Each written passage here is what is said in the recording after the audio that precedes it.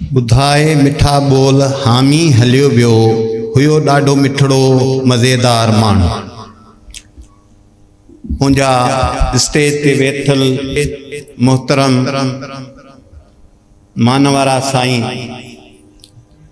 मुंहिंजा साम्हूं हेठि वेठल अदीब दोस्तो, उस्ताद साहिबान, डॉक्टर साहिबान, प्रिंट मीडिया सां लाॻियापल दोस्तो, मां जो दिल जे गहराइयुनि सां शुक्रगुज़ार आहियां जो मां असांजो निमाणो सॾु निमाणो अर्ज़ु अघाईंदे हिते हली आया आहियो।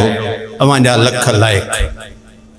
मां दिल जे गहराइयुनि सां शुक्रगुज़ार आहियां पंहिंजे भाउ साईं नवाब खान वसाण साहब जो, जेके गुनागुन मसरूफ़ियतुनि हूंदे अॼु उन्हनि जी ख़ासि मीटिंग हुई, पर मसरूफ़ियतुनि हूंदे बि अॼु असां वटि हली आया आहिनि। साईं जिन जा लख थोरा। हूअं बि साईं नवाब खान वसाण साहब जॾहिं बि हामी साहब जी वरसी हुजे, को बि प्रोग्राम थियो आहे, उहो कॾहिं बि साईं जन न गुसायो आहे।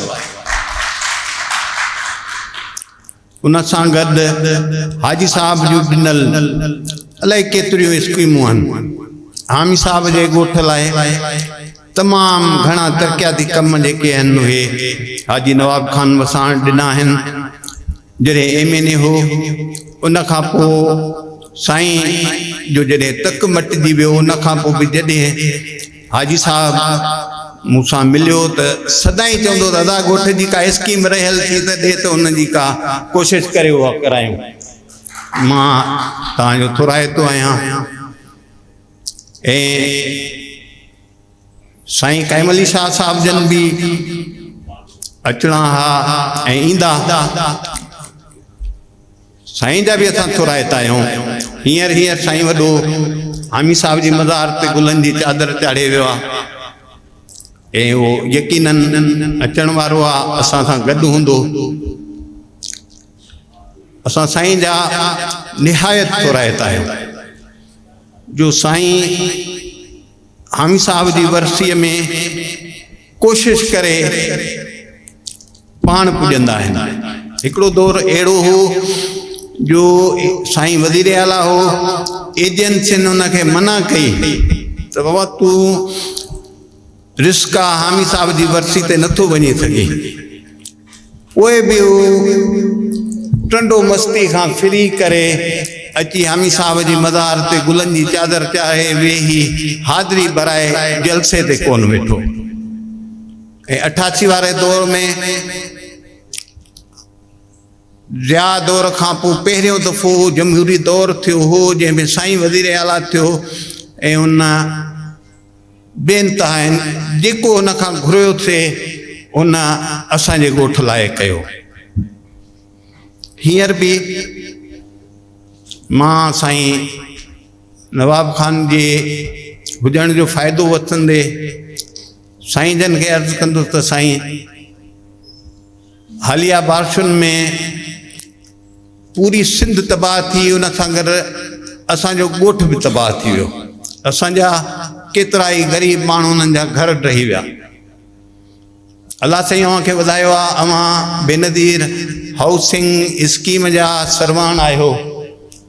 तव्हांखे गुज़ारिश आहे त असांजे ॻोठ जे ग़रीब माण्हुनि खे हाउसिंग स्कीम मां घर ठाराइजो।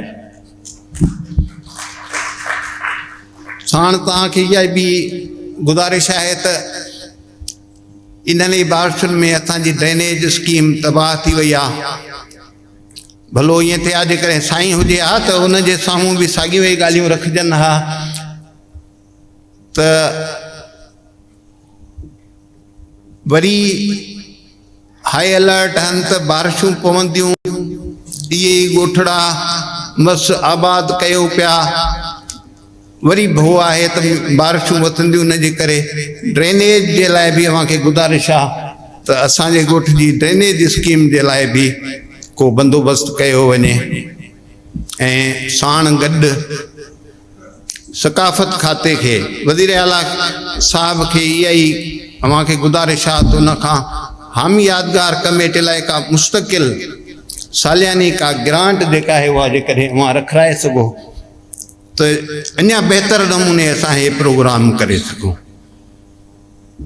अव्हांजा कुर्ब मथे वेठल मां साईं ताज जोए साहब जो शुक्रियो अदा कयां थो, साईं अदल सुमरो साहब, अल्ताफ़ असीम साहब, साईं असांजो एयाज़ गुल साहब, साईं मुख्तार मलक साहब जो शुक्रियो अदा थो कयां जेके असांजे सॾ खे वरनाईंदे हिते हली आया आहिनि। अव्हांजी महिरबानी।